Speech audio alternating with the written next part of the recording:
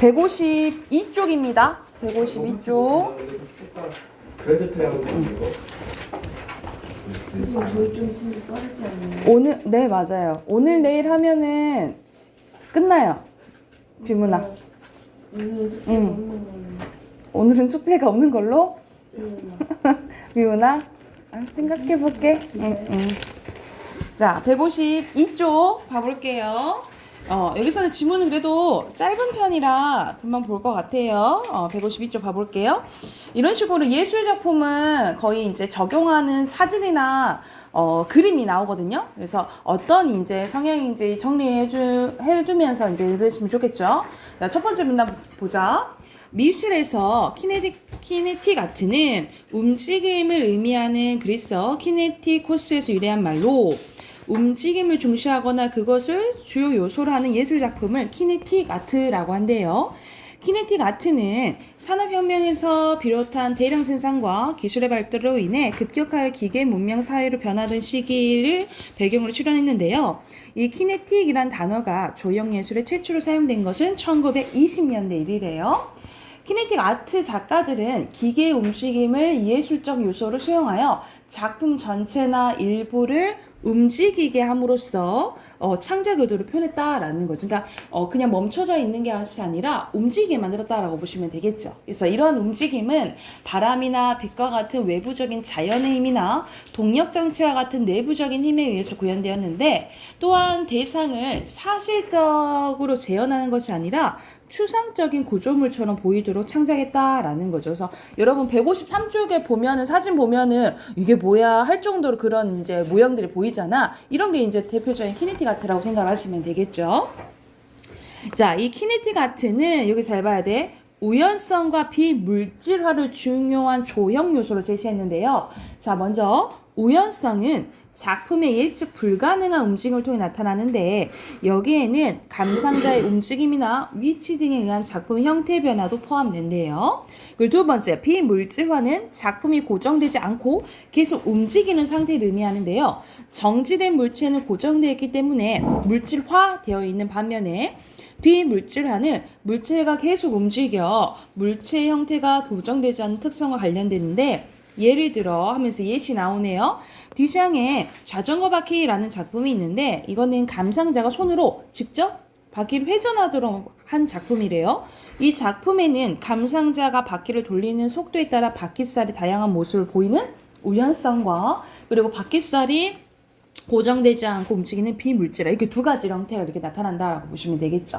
그래서 이런 키네틱 아트의 이런 조형 요소들은 감상자들의 시각을 자극해서 작품의 주의를 집중시키는 효과가 있대요. 그래서 작품이 보여주는 다양하고 예측 불가능한 움직임으로 감상자들이 풍부한 이미지를 상상할 수 있도록 한 거예요. 그래서 이를 통해 기존 미술에는 작품 감상에 대해서 되게 수동적인, 받기만 했던 감상자들로 하여금 능동적인 태도를 갖게 한 게 이 키네틱 아트의 의의라고 생각하시면 되겠죠.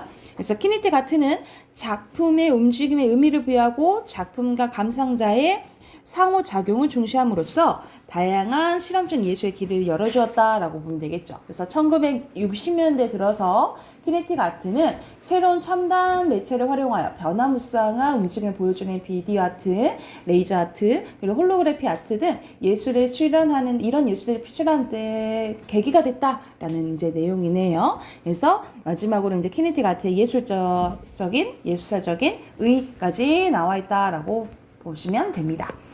내용은 그렇게 어렵지 않죠? 내용이 이 친문 잡아볼게. 안 나와 있는 거 뭐예요? 어원 첫 번째 문단에 나왔죠? 등장 배경도 첫 번째 문단에 나왔었고, 제작 과정, 어떻게 만드는 것까지는 안 나오고 예시만 나왔었잖아요. 그치? 3번이네요. 조형 요소는 두 가지 있었죠? 우연성의 비물질화, 나중에 예술사적 의의 나왔으니까. 자, 2번에 알맞지 않은 거 나왔네요. 여기서 보기는 대표적인 테오 얀센의 아니마리스라는 작품인데요. 이 플라스틱 관으로 뼈대와 다리를 만들고 등에는 비닐 깃털을 달아서 바람이 불면 깃털이 반응하면서 움직이도록 돌아다니도록 했대. 그래서 이 작품을 연작 형태로 진행시켜 공학기술과 예술의 접목한 인공생명체를 만들겠다라는 창작 의도를 표현했대요. 그러면 1번 가볼까? 해변에 돌아다니는 생명체 형상을 그대로 재현했어? 우리가 키네틱 할 때는 그대로 재현하는 거? 아니라 했잖아. 그치? 수상적인 거 있잖아. 오, 뭐야? 답 1번이네요, 바로. 나머지는 맞다 생각하시면 되겠죠? 뒤로 넘기면, 쉽게 뭐 어떤 내용이 이제 담겨진지 문단별로 연결하는 거라고 보시면 돼요. 그래서, 순서대로 이렇게 표시하시면 됩니다. 이렇게 표시하시면 되고요. 밑에는 빈칸 넣는 거네요. 순서대로 움직임, 그리고 기계 움직임, 그리고 내부적, 비물질화, 그리고 시각, 자극이고요. 그리고 실험적입니다.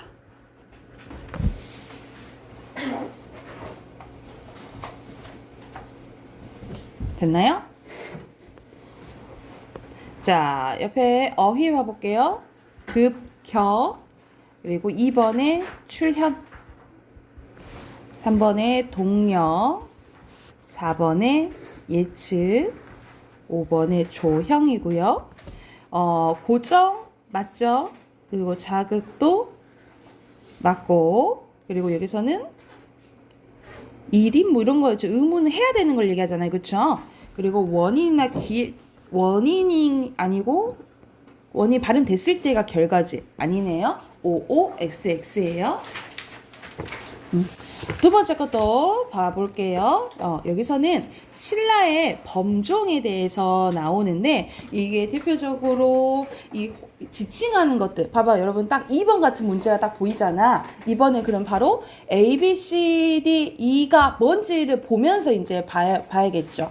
그래서 이런 것들은 바로바로 정리하면서 봐야겠죠. 첫 번째 문단부터 봐볼게요. 우리가 절에서 시간을 알리거나 의식을 행할 때 쓰이는 종을 뭐라고 하냐면 범종이라고 하는데요. 범종은 불교가 중국에 유입되면서 나타나기 시작하여 우리나라와 일본에 이제 사찰로 퍼져나갔는데 중국 종의 영향 속에서 우리나라, 일본의 범종 각각 독특한 조형 양식을 발전시켰는데 우리나라 범종의 전형적인 조형 양식은 신라 시대 때 완성되었대요. 신라에서는 독창적이고 섬세한 조형 양식을 지닌 대형종을 주조인데 큰 종을 만든 거야. 이는 중국이나 일본의 주조 공법을 만들기 어려웠대. 신라만의 이제 방식이 있었다는 거죠. 이러한 신라종의 조형 양식은 조선 초기의 기점으로 큰 변화가 나타나기 전까지 후대의 범종으로 계속 계승되었다. 그러니까 조선시대까지는 쭉 이어졌다라고 보면 되겠죠. 신라종의 몸체는 항아리를 거꾸로 세워놓은 것 같이 비슷하게 가운데가 불룩하게 튀어나온 모습인데 그 모습이 그 2번 사진에 나와 있잖아요. 그죠? 이와 달리 중국종은 몸체의 하부가 팔자로 벌어져 있으며 일본종은 수직 원통으로 되어 있대요. 범종의 정상부에는 종을 매다는 용 모양의 꼬린 용류가 있는데요. 신라종의 용류는 쌍용 형태인 중국종이나 일본 용류와 달리 한 마리 용으로 되어 있대. 그럼 여러분 보면 A 부분 있죠? A 부분이 뭐겠어? 용류겠지, 그치? 용류. 그리고 용류 뒤에는 우리나라의 범종에서만 특징적으로 나타나는 음통이 있대요. 그러면 B 부분이 뭐겠어요? 음통이 되겠지, 그치? 바로 써놓으면 되겠죠? 주조공법이 발달했던 신라의 범종에는 섬세한 문양들이 장식되어 있어 중국종이나 일본종과 차이가 보이는데요. 신라종의 상부와 하부에는 각각 상대와 하대로 부르는 동일한 크기의 문양띠가 있는데 그래서 여러분 보면은 위에도 있고 아랫부분이 있잖아요. 그럼 이 부분이 뭐가 되겠어? 하대가 되겠죠. 그쵸? 자, 그리고 여기에는 덩굴무늬나 연꽃무늬 등의 불교적 상징물이 장식되어 있다. 그리고 상대 바로 아랫부분에 네 방향의 사다리 있고 유각이 있으며 그리고 그 안에는 연꽃 봉우리 형상의 장식엔 유두가 9개 있대요. 그러면 보면은 C 부분이 아마 유각일 거예요. 그쵸? 아니다. 뭐를 가리키니? 유두대, 그치? 그치. 여기 끝이 아니라, 나온 부분을 얘기하는 거니까, 유두를 얘기하겠네요. 유두가 9개씩 있어. 단순한 꼭지 형상의 유두가 있는 일본 종이나 유두와 유곽 모두 부분 존재하지 않은 중국 종과 사이를 보인대요. 그리고 가장 불룩하게 튀어나온 종의 정전부에는 타종부인 당자가 있고요. 당자는 써져 있지, 그치? 그 당자 사이에는 천인상이 있어서 그럼 뒷부분이 뭐예요? 천인상이 되겠죠? 아름답게 장식되어 있어. 가로 세로 띠마 있는 일본종과는 차이가 있대. 고려시대에는 이러한 신라종의 조형 양식이 미약한 변화 속에서 계승되어 왔는데요. 전기에는 상대와 접하는 종의 상판둘레 견대라고 불리는 어깨 문양의 장식이 추가됐고요. 유곽과 당자의 위치가 달라지며 천인상만 부조되어 있던 자리에 삼존불이 함께 나타납니다. 그러니까 추가적으로 삼존불도 이제 새기게 된 거지. 그리고 고려 후기로 가면요. 전대 양식의 견대가 연꽃을 세운 모양으로 변하고 원나라의 침미 이후 전래된 라마교의 영향으로 범자 문양의 장식이 나타납니다. 한편 범종이 소형화되면서 신라종의 조형 양식이 계승되면서도 그러한 조형 양식인 대형종의 주조 공법은 사라지게 됩니다. 그러니까 점점 종이 어떻게 되는 거예요? 작아지게 됐다라고 보시면 되겠죠. 조선 초기에는 새 왕조를 연 왕실주도에 다시 대형종이 주조됐는데요. 이때 조선에서는 신라의 대형주 조조 공법을 대신하여 중국종의 주조공법이 도입되게 됐는데 그러면서 중국종처럼 음통이 없어 쌍용으로 된 용류가 등장하고 당자가 사라지고요. 그리고 신라종의 섬세한 장식 대신 중국종의 전형적인 장식들이 나타나게 됩니다. 그러니까 중국의 영향을 많이 받게 됐다라고 보면 되겠지. 이후 불교를 억제하는 정책에 따라 한동안 범종 제작이 통제되었고 왜냐하면 조선시대 때는 뭐가 중요시대? 불교보다는 유교 중심이잖아요. 그래서 불교 많이 억제됐다고 생각하면 되겠지. 16세기는 사찰 주도의 소형종이 주려되면서 사라졌던 신라종이 다시 나타나긴 하는데 그 혼합 양식과 복고 양식이 병립되다가 복고 양식이 사라지면서 우리 나라 범종이 쇠퇴하게 됐다라는 이제 내용입니다. 그래서 범종이 시대별로 어떻게 됐는지가 이제 나오잖아요. 그렇죠? 그래서 거의 이제 시대별로 또는 뭐 통사적으로 전개가 된다라고 생각하시면 돼요. 그럼 1번 와봅시다. 1번. 자, 내용 일치 문제네요. 알맞지 않은 것은 여기서는 5번인데 여러분 보기가 조금 다르잖아. 그치? 1번이죠. 보기로 봤을 때는 여러분 거에서는 5번이에요. 여러분 거는 5번이고 왜냐면 외국 영향 받았지. 그치? 어디 영향 받았다 했어요? 중국 원나 라마교 영향으로 받았다라고 했죠. 그쵸? 자, 2번 가볼게요. 2번이 알맞지 않은 것은 여기서는 4번인데 뭐가 틀렸어요? 여기서는 일본 종은 신라 종과 달리 D 주변에 천인상 주변에 가로 세로 띠가 있다라고 했어요. 그리고 일본 종에는 뭐가 없어? 천인상이 없잖아요. 그쵸? 그리고 산문단에 보면 뭐라고 나와있어? 당자 사이에는 천인상이 아름답게 장식되어 있어 가로 세로 띠만 있는 일본종과 차이가 있다라고 했잖아요. 그쵸? 그래서 D 주면은 이게 틀렸지. 그치? 자, 넘겨서 OX 문제네요. 자, 순서대로 5 맞고요. 2번에 5, 3번에 수직 원통으로 된 건 일본 거 아니었어요? 그치? X죠.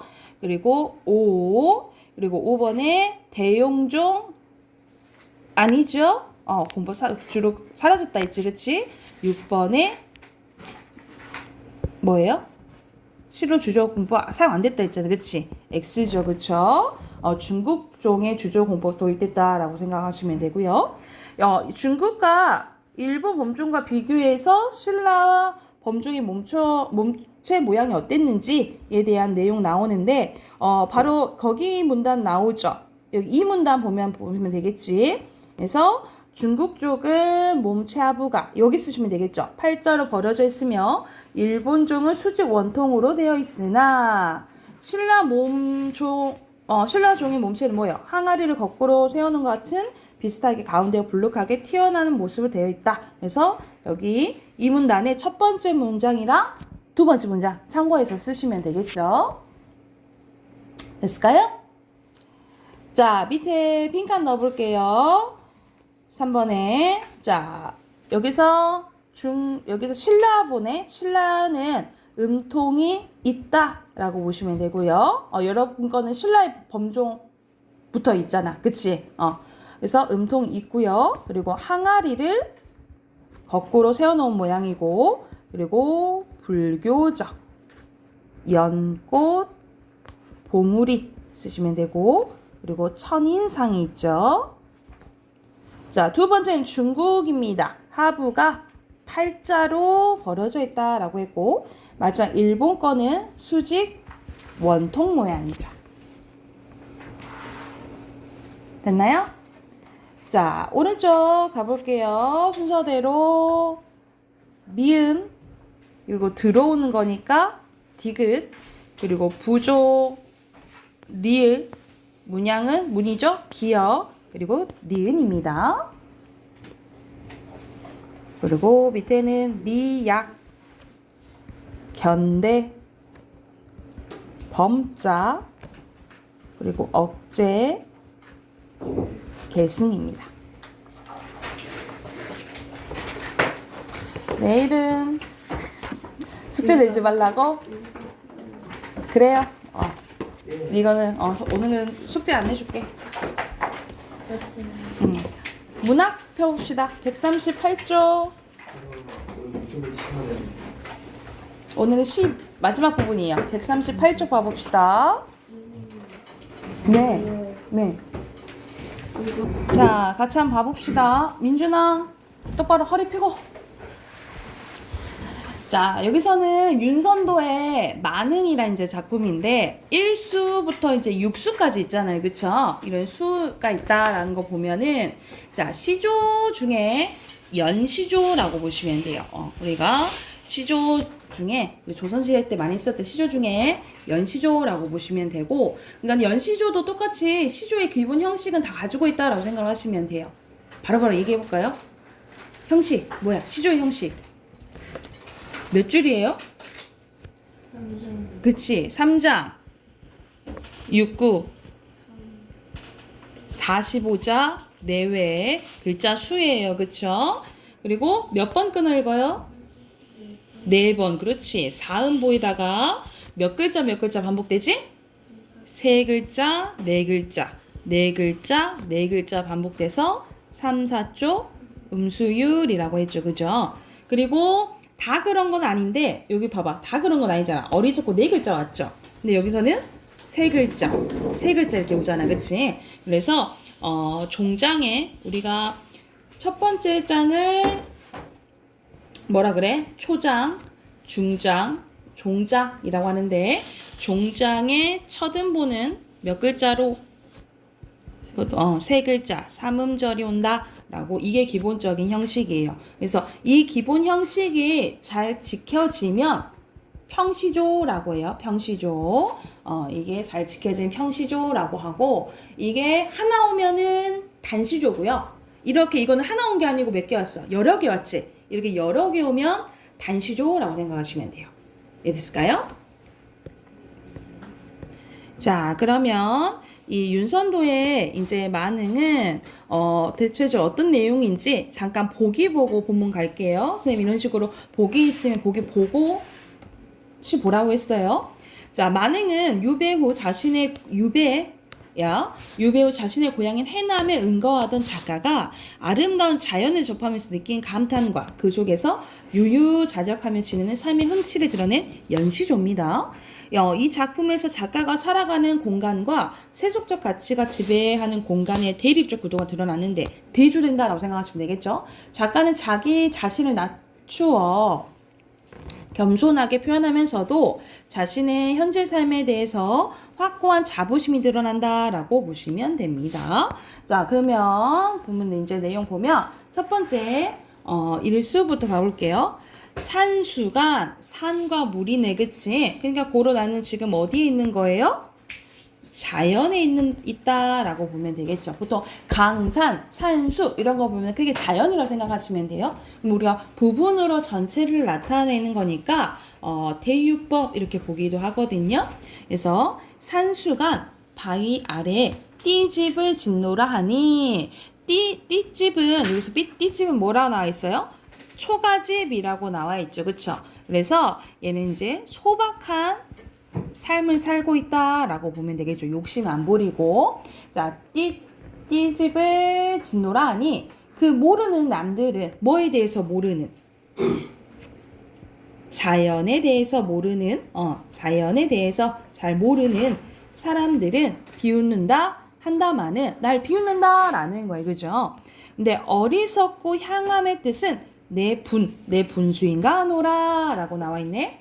그러니까는 나는 어떻다 이 말이야. 어리석고 향함이다 라고 하는 거예요. 여기서 여러분 향함 밑에 뭐라 나와 있어요? 시골에서 지내 온갖 살이 어두운 사람. 그러니까 말 그대로 좀 어리석은 사람. 이라고 생각하시면 되겠죠. 그래서 이거는 겸손해. 자신의 겸손의 표현이라고 보면 돼. 그러니까 나는 이렇게 어리석어. 남들이 비웃는다 하지만 나는 어리석지만 나는 이게 내 분수니까 난 그렇게 살 거야 라고 얘기하는 거야. 그래서 여기서는 나 시적 화자가 직접적으로 나와 있죠. 그래서 나는 내 분수에 맞게끔 사는 것을 만족한다 라고 보시면 돼요. 그래서 이와 관련된 사자성어를 뭐라 하냐면 안분지족이라고 해요.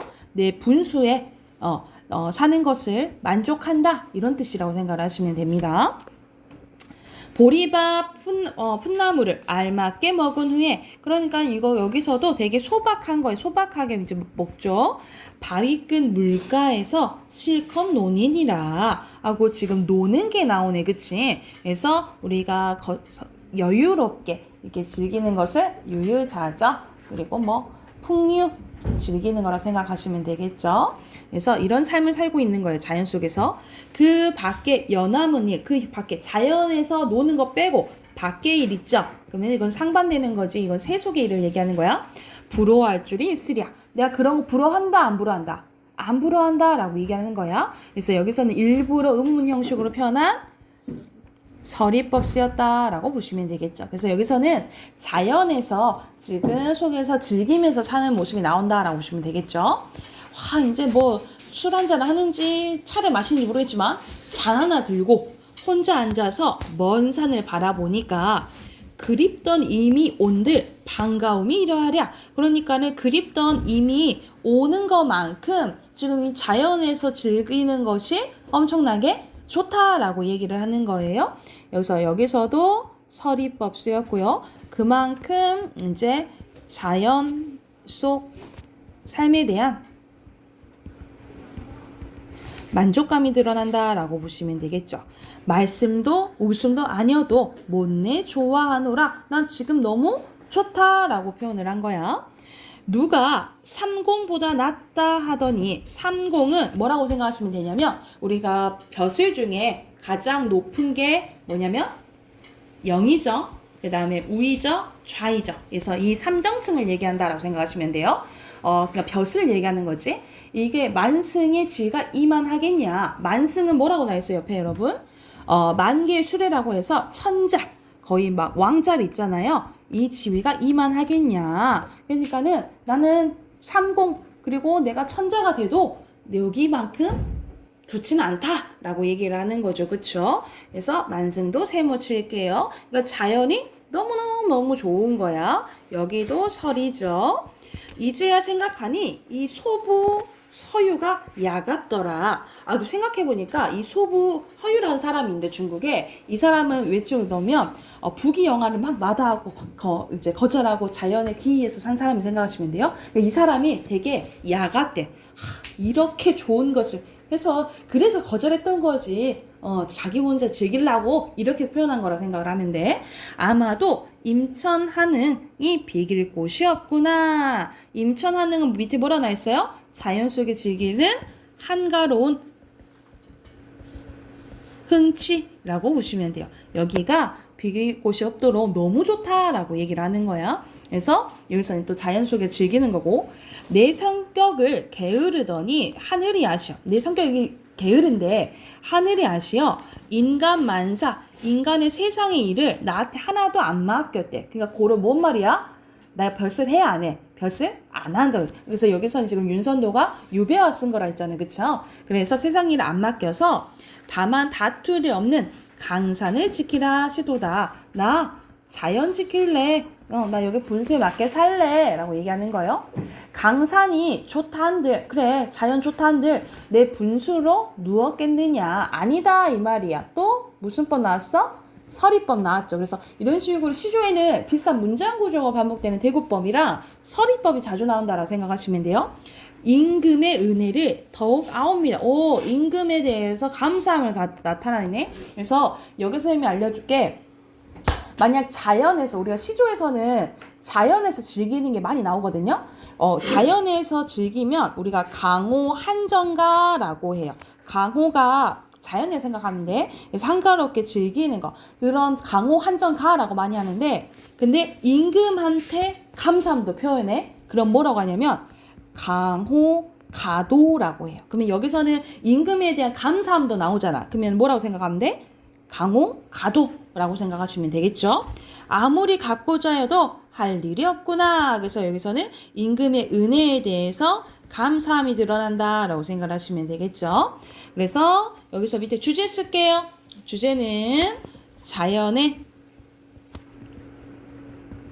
묻혀 사는 즐거움과 임금의 은혜에 대해서 얘기했다라고 보시면 됩니다.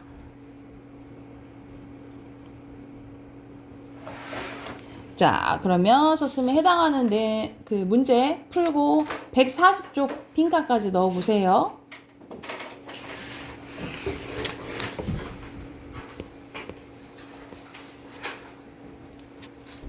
답 확인해볼까요?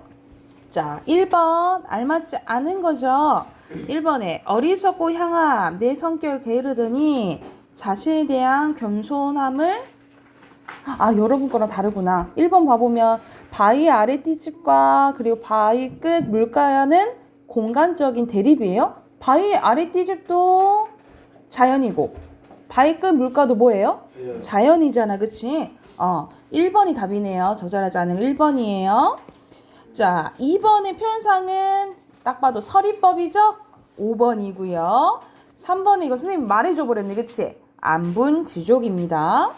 또는 여러분 이것도 알아. 나 안빈 낙도랑 안분지족이랑 같이 많이 나오거든요. 안빈 낙도는 빈이 가난할 빈자야. 가난하더라도 난 여기서 즐길 낙자예요. 즐기면 살겠다. 그래서 여기서 되게 소박한 삶이 나오잖아. 그치? 그래서 여기도 안빈 낙도도 해당된다라고 생각하시면 돼요. 이거 넘겨서 자, 빈칸 채워볼게요. 첫 번째 빈칸 분수, 2수의 소박, 그리고 5수의 자연, 6수의 임금이고요. 밑에 자연에 들어갈 거 보리밥, 풋나물, 속수에 들어갈 거 그 모르는 남들, 그리고 30이죠. 됐나요? 그리고 마지막에 자연에 묻혀 사는 삶에 대한 무슨 감일까 고민됐지? 만족감과 무슨 심일까? 자부심. 오, 자부심입니다. 그러면 시가 끝나요. 그래서 내일부터는 수필 할 거예요. 그리고 여러분 141쪽 보면 선생님이 말했던 강호가도에 대해서 나오죠. 그래서 간단하게 강호가도는 자연에서 즐기고 그리고 임금까지 생각한다. 그럼 강호가도가 라고 생각하시면 된다고요. 자, 문법 90쪽 할 차례입니다. 그럼 89쪽까지 그때 7점 다 했죠? 89쪽 가볼래요? 채점 다 했나요? 안 했어요? 채점 안 했구나. 숙제였죠? 오케이. 선생님이 숙제를 안 써놨었나? 자, 그럼 87부터 채점. 80부터 채점하고 지금 더 나갈게요. 자, 1번의 순서대로 5, 그리고 간단 생략 가능해요. X, 그리고 세 자리 소수는 주어, 목적어 보통 부사어겠지, 그치? X예요. 자, 그리고 순서대로 보어, 주어, 그리고 목적어, 서술어고요. 흐른다, 서술어, 가방이 무거운 거잖아. 주어.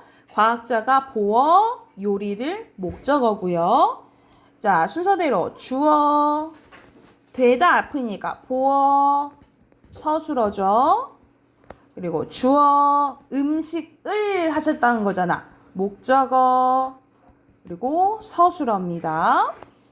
자, 1번에 주성분, 2번에 주체, 3번에 서술어, 4번에 대상, 그리고 5번에 되다, 아니다예요. 자, 1번에 주성분에 대한 설명으로 적절하지 않은 거예요. 자, 문장 기본 구조 이루고요. 어떤 경우를 생략하는 수 없어? 주어나 서술어 생략할 수 있어요. 2번입니다. 그리고 2번에 주성분으로 이루어진 것을 주성분 동그라미 칠게. 눈이 내린다. 강아지가 꼬리를 흔든다. 2번이네요. 눈사람이 닮았다. 이건 필수적 부사어예요. 나는 모자를 씌웠다. 눈사람에게. 그리고 이것도 필수적 부사어. 철수가 눈사람을 만들었다. 근데 꼭 다 있는 건 2번이죠. 그쵸? 그리고 여기서는 주어, 보어가 들어가야 되면 되다 아니다가 들어가야 되잖아. 그치? 그럼 자연스럽게 만들 수 있겠죠? 영희, 과학자가 되다. 또는 뭐 되었다. 이렇게 쓰면 되겠지. 그치? 3번에 이렇게 쓰시면 되고요.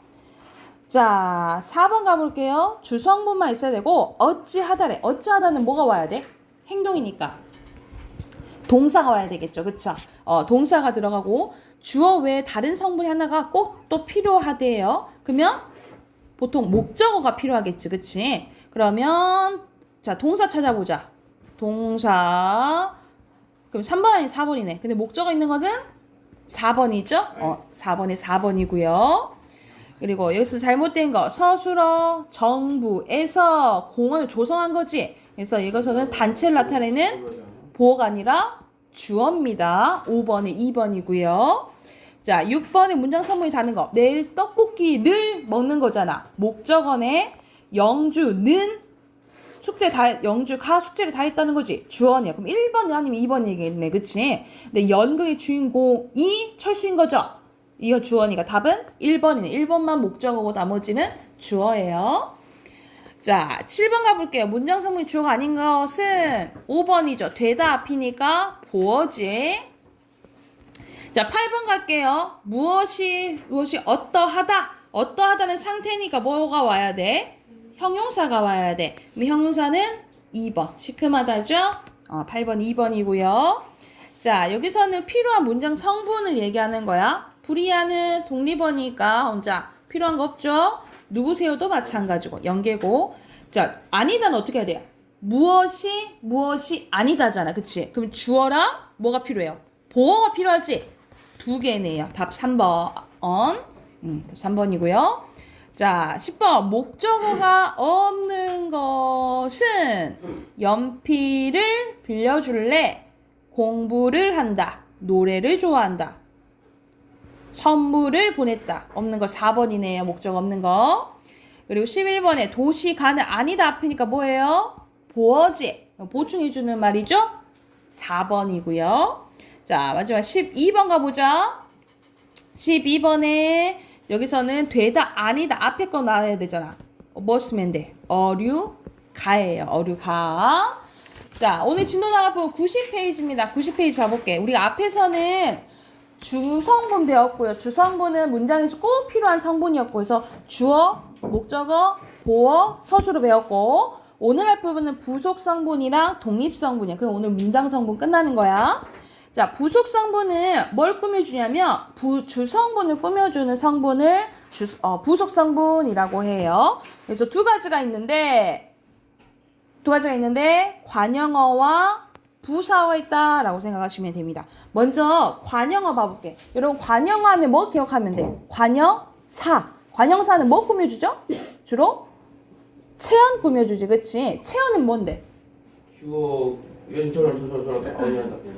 명사, 대명사, 수사. 그치? 명사, 대명사, 수사를 꾸며주는 게 관형사였고 그 역할을 하는 게 또 관형어라고 생각하시면 돼요. 그래서 체언을 꾸며주는 문장 성분으로 어떤에 해당된다라고 보시면 되겠죠. 어떤 뭐 이렇게 되는 거지. 그래서 모든 여러분 그 생각하면 돼. 관형사, 관형어 있으면 개념이 관형어가 더 크다라고 생각하시면 돼요. 왜냐면 모든 관형사는 관형어가 될 수 있거든요. 근데 모든 관형어가 관형사는 되지는 않아요. 그래서 아무튼 형식 관형사 자체가 관형사 전체 자체가 관형어가 되고 그래서 봐봐.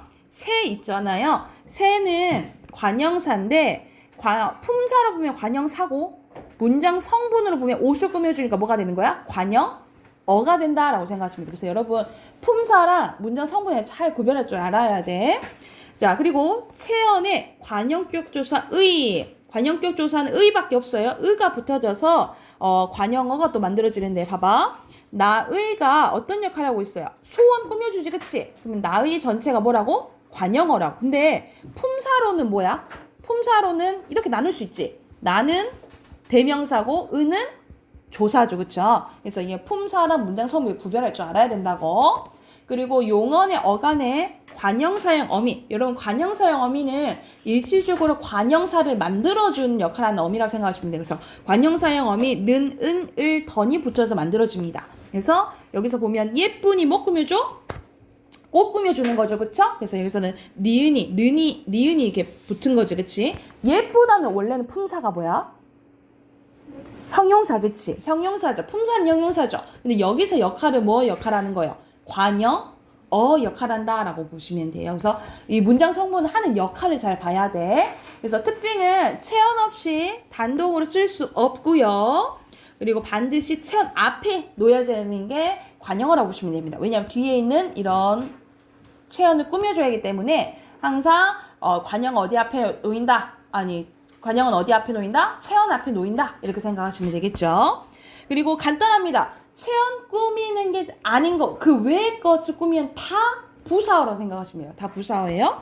자, 부사어는 보통 용언이나 관형어, 다른 부사어를 꾸며주는 문장 성분입니다. 문장 전체를 꾸며주기도 해요. 그래서 어디에 해당되냐면 어찌, 어떻게 해당돼. 어찌, 어떻게. 민경아, 앞에 보고. 자, 어찌, 어떻게 해당돼서, 자, 이것도 마찬가지야. 부사, 아니면 부사어가 있으면 부사어가 개념이 더 크다라고 생각하시면 돼요. 모든 부사는 그 자체로 뭐가 돼? 부사어가 되고요. 그리고 체언의 부사격 조사, 에서, 에게, 라고, 으로, 와, 가와 붙어진 것도 부사 역할을 한다라고 보시면 됩니다. 그래서 그는 왔어. 어디에서 왔어? 도시에서 온 거야. 그래서 이게 부사다라고 보시면 돼요. 근데 품사는 명사 플러스 조사죠. 그쵸?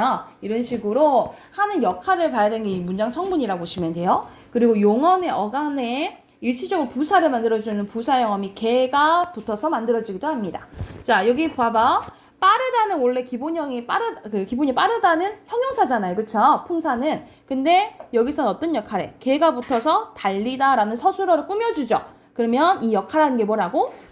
부사어라고 생각하시면 돼요. 부사어. 자, 그래서 부사어는 문장 내에서 관형어와 달리 위치가 비교적 자유롭고요. 얘는 보조사가 붙기도 합니다. 그래서 빨리 갔다 해서 도라는 보조사가 붙기도 해요. 그래서 다시 한번 자, 체언 꾸며주는 건 뭐야? 관형어야. 관형어고 그 외의 것을 꾸며주는 건 다 뭐라고 생각하시면 돼요? 부사어라고 생각하시면 돼요. 그리고 여러분 뭐 그리고 하지만 이런 거는 영어에는 and 그리고 but에 해당되잖아요. 근데 영어 선생님이 접속사잖아. 그치? 근데 우리는 접속사 없다 했어. 이거는 접속 부사고요. 우리나라에서는 접속 부사고 다 뭐라고 생각하면 돼? 문장 성분으로는 부사어라고 생각하시면 돼요. 됐을까요? 그리고 마지막 독립성분입니다. 독립성분 문장에서 주성분이나 부속성분과 직접적인 관련이 없는 성분으로 한 가지 있어요. 독립어가 있어요. 독립어. 여러분 네, 아니요, 대답 같은 거나 에고머니나 이런 것들 있지. 이거는 품사라고 하면 뭐라고 배웠어? 감탄사지, 그치? 그래서 모든 감탄사는 또 독립어가 돼요. 그런데 자, 추가적으로 또 뭐가 있냐면 예를 들어서 옆에서 철수야처럼 체언에 호흡격 조사, 부를 호자예요. 호흡격 조사 아야, 여가 붙은 것도 그 자체가 독립어가 된다라고 보시면 돼요. 독립어. 이 자체 철수야 자체가 독립어.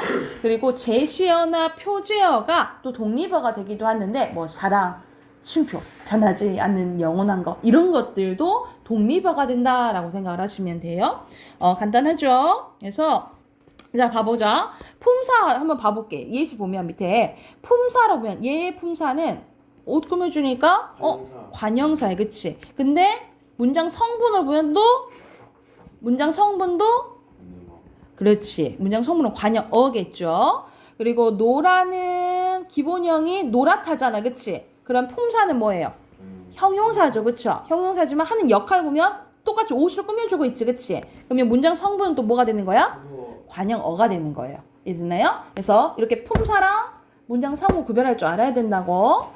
그럼 옆에 91쪽부터 문제 또 바로 풀어볼게요. 91쪽부터 93쪽까지 푸세요.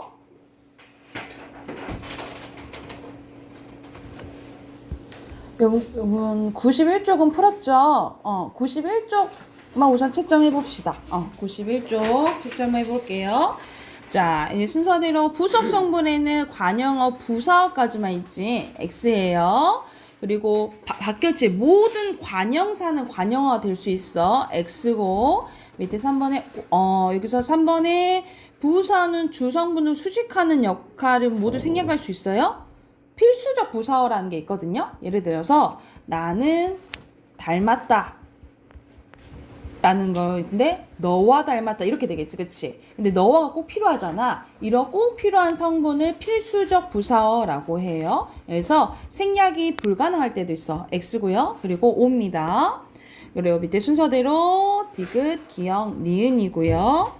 자, 대답이니까 독립어, 정말 부사어, 학교로 부사어, 하요나 독립어, 허는 신발 꾸며주니까 관형어, 나이도 고향 꾸며주니까 관형어가 되겠죠.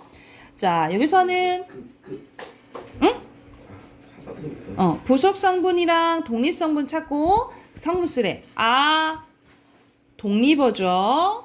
그리고 마침내 부사어, 그리고 관형어 이렇게 쓰시면 돼요.